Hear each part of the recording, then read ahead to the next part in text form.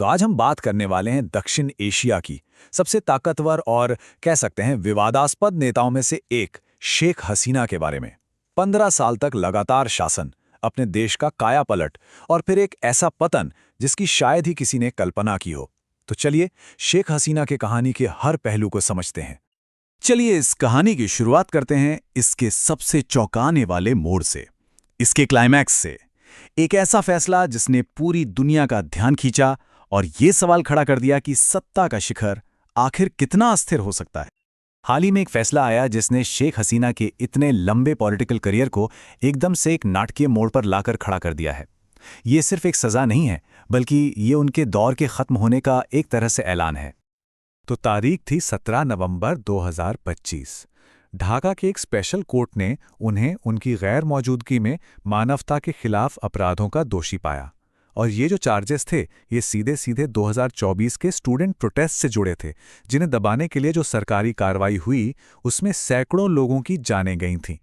लेकिन जैसा कि अक्सर होता है, कहानी का एक दूसरा पहलू भी है। शेख हसीना ने इन सभी आरोपों को सिरे से खारिज कर दिया है। देश से बाहर रहते हुए उन्होंने इस फैसले को अपने खिलाफ एक पॉलिटिकल साजिश बताया है। पर सवाल ये उठता है कि आखिर एक देश के फाउंडिंग फादर की बेटी इस मुकाम तक पहुंची कैसे? इसे समझने के लिए हमें थोड़ा पीछे जाना होगा, उनके अतीत में झांकना होगा। देखिए, शेख हसीना की जो पॉलिटिकल पर्सनालिटी है वो एक बहुत बड़ी पर्सनल ट्रेजेडी की आग में तपी है। एक ऐसी घटना जिसने सिर्फ उन्हें ही नहीं बल्कि पूरे बांग्लादेश के भविष्य को हमेशा के लिए बदल कर रख दिया। उनकी लाइफ का सफर इन टर्निंग पॉइंट से भरा हुआ है। सोचिए, 1975 में एक मिलिट्री तख्तापलट में उनका पूरा परिवार खत्म हो गया। इस हादसे ने उन्हें बिल्कुल बदल कर रख दिया। कई साल देश से बाहर रहकर उन्होंने अपनी पार्टी अवामी लीग को फिर से खड़ा किया और आखिरकार सत्ता के शिखर तक पहुंची। तो इस पर्सनल ट्रेजेडी से निकलकर जब वो पावर में लौटीं तो उनके सामने एक बड़ा मिशन था, बांग्लादेश को बदलना। उनके सपोर्टर्स के लिए वो सिर्फ एक लीडर नहीं बल्कि मॉडर्न बांग्लादेश की आर्किटेक्ट थीं। 15 साल, सिर्फ ये एक नंबर ही काफी कुछ बता देता है। 2009 से लेकर 2024 तक उनका लगातार शासन बांग्लादेश के हिस्ट्री के सबसे लंबे और सबसे स्थिर दौर में से एक माना जाता है। उनके टाइम में जो इकोनॉमिक ग्रोथ हुई उसकी स्पीड ने सच में पूरी दुनिया को हैरान कर दिया। बांग्लादेश की इकोनॉमी ने खासकर गारमेंट इंडस्ट्री के दम पर ऐसी उड़ान भरी कि लाखों लोगों को रोजगार मिला और देश ग्लोबल सप्लाई चेन का एक अहम हिस्सा बन गया।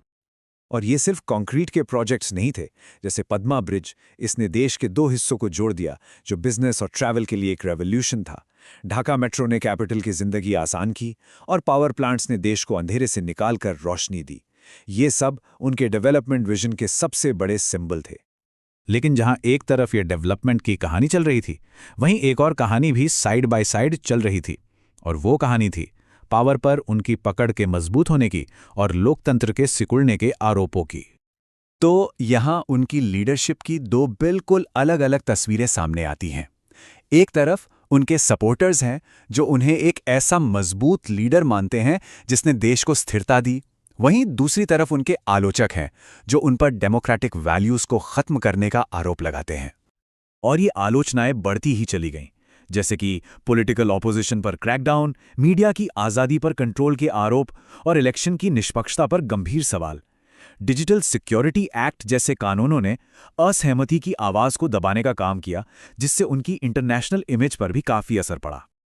और फिर आया साल 2024। एक छोटी सी चिंगारी से शुरू हुई बात ने देखते ही देखते पूरे देश को अपनी चपेट में ले लिया और उनके 15 साल के शासन का अंत कर दिया। ये सब इतनी तेजी से हुआ कि किसी को एहसास ही नहीं हुआ। स्टूडेंट्स का एक छोटा सा प्रोटेस्ट कब एक नेशनल मूवमेंट बन गया, पता ही नहीं चला। सरकार की हिंसक प्रतिक्रिया ने आग में घी का काम किया और आखिरकार उन्हें देश छोड़कर भागना पड़ा।